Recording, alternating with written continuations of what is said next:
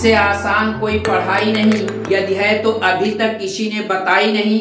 आज हम स्वर संधि के 5वें भेद यानी अयादि संधि पर चर्चा करेंगे। हमें उम्मीद है कि इस चर्चा के बाद इससे संबंधित कोई भी सवाल यदि किसी कंपटीशन में पूछे जाते हैं तो आप उनको बड़े सरल और सहज तरीके से हल कर लेंगे।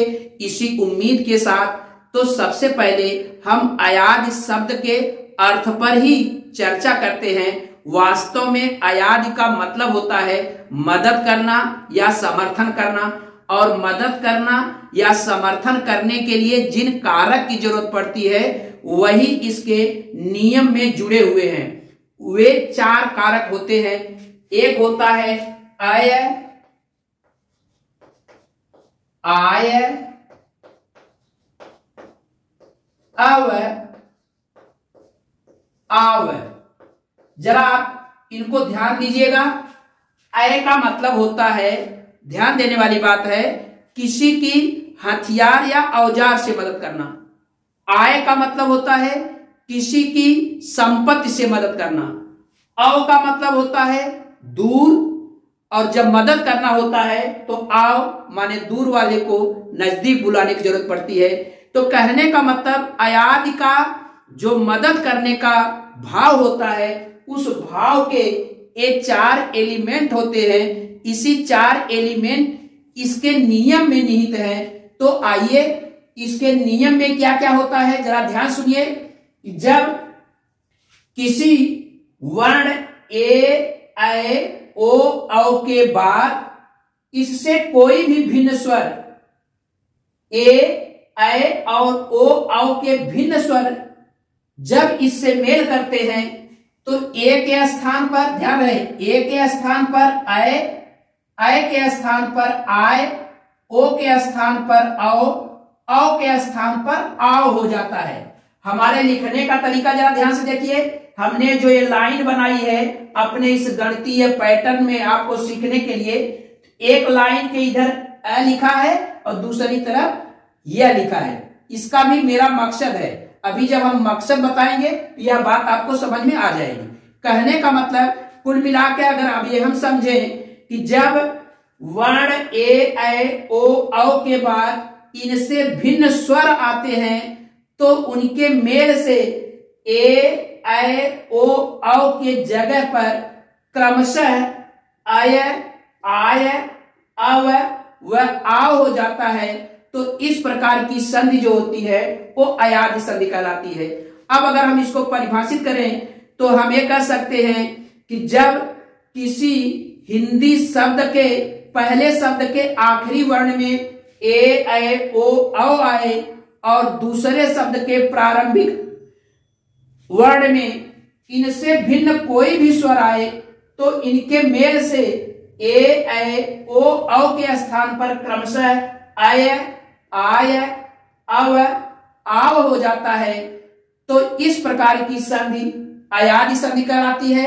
आइए इनके मेल को समझें। मेल को समझने से पहले ये आप गणितीय पैटर्न समझिए। जब हम आपको इसके ठीक पहले वाली संधि यण संधि बता रहे थे तो उसमें आप देखे थे ई, उ, री था। अब उस री के आगे ए, ऐ, ओ, औ ये बना है और इसके साथ इसका कोई भिन्न स्वर लगा हुआ है। यानी अगर ये है इसके अलावा कोई भी भिन्न स्वर का मतलब अ, आ, ई, उ, री, ऐ, ओ, औ ये सब इसके भिन्न स्वर हैं। जो भी रहे इससे इसका मेल हो जाएगा। कहने का मतलब ये हुआ कि इससे कोई भिन्न अगर स्वर इससे मेल करता है इसके स्थान पर आय हो जाएगा। इससे कोई भिन्न स्वर इससे मेल करता है इसके स्थान पर आय हो जाएगा। इससे कोई भिन्न स्वर इससे मेल करता है इसके स्थान पर अ हो जाएगा। इससे कोई भिन्न स्वर इससे मेल करता है इसके स्थान पर आ हो जाएगा। जैसे उदाहरण आप देखिए, एक उदाहरण हम आपको अच्छी तरह समझा रहे हैं, बाकी सभी उदाहरण इसी तरह से आप हल कर लेंगे। ध्यान रहे, जैसे ने, धन, अन है, अन, जरा ध्यान समझिए। तो हम क्या करते हैं, सबसे पहले ये देखते हैं कि ए और इससे कोई भिन्न स्वर इसमें मिले तो इस पर ए की मात्रा लगी है तो जब हम इसको मात्रा हटाएंगे, यानी कहने का मतलब न को स्वर रहित बनाएंगे, यानी बिना मात्रा के बनाएंगे, इसका मतलब न पर हलंत लिख करके यहां पर ए लगा देंगे। अब प्लस, अब यहां देखिए अ हो गया और न पे कोई प्रभाव नहीं रहेगा, एज इट इज रहेगा।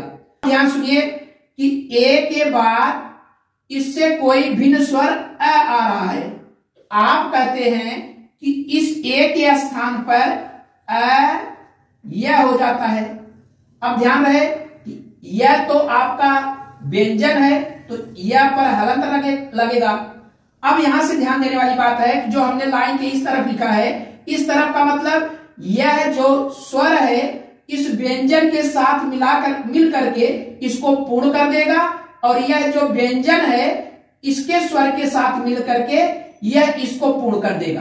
कहने का मतलब यह हुआ कि आप ध्यान रखेंगे कि अ न के साथ जुड़ जाएगा और यह अ के साथ जुड़ जाएगा।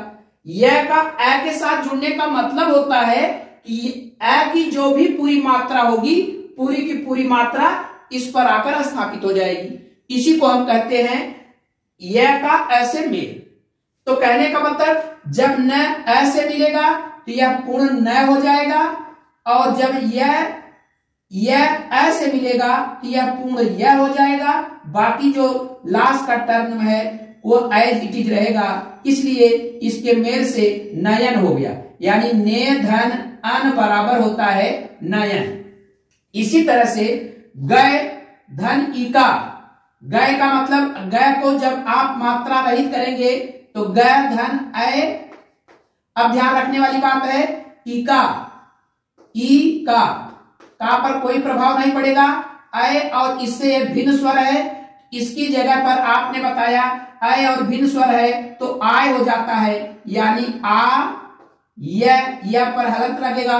अब ध्यान देने वाली बात है कि आ जो है एक ग के साथ जुड़ जाएगा, यानी यह पूरी की पूरी मात्रा ग पर आ जाएगी, यानी गा, और यह ई की पूरी मात्रा यह पर आ जाएगी, तो यही इसके साथ मेल हो जाएगा। तो जब यह पर इस ई की छोटी ई की मात्रा आएगी तो यह हो जाएगा गाय ई, बाकी का जो है वो ऐसे रहेगा, यानी गय धन इका बराबर गायिका। इसी तरह से ओ धन अन। अब प पर आप देख रहे हैं प को जैसे ही स्वर रहित करेंगे तो प धन ओ और धन अन।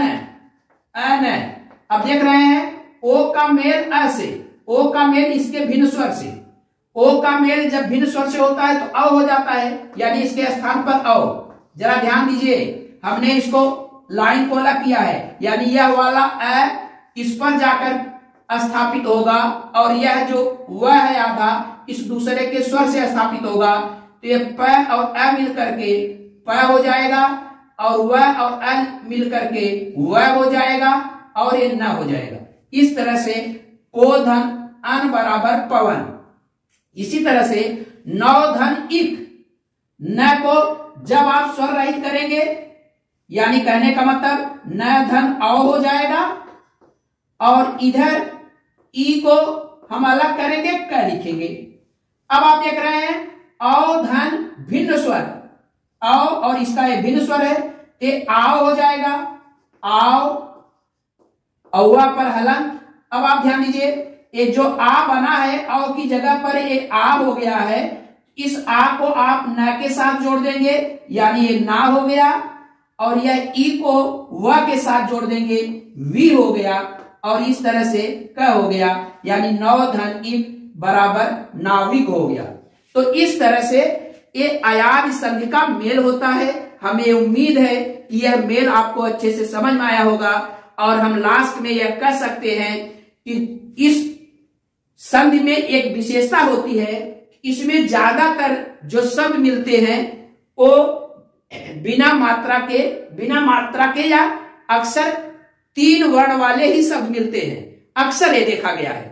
तो इसकी पहचान है कि जब किसी संधि में आय आय औ आओ आई तो समझना अयाद संधि है भाई। तो इसी के साथ फिर किसी नए टॉपिक के साथ अगले वीडियो में हाजिर होंगे। तब तक के लिए धन्यवाद, थैंक यू।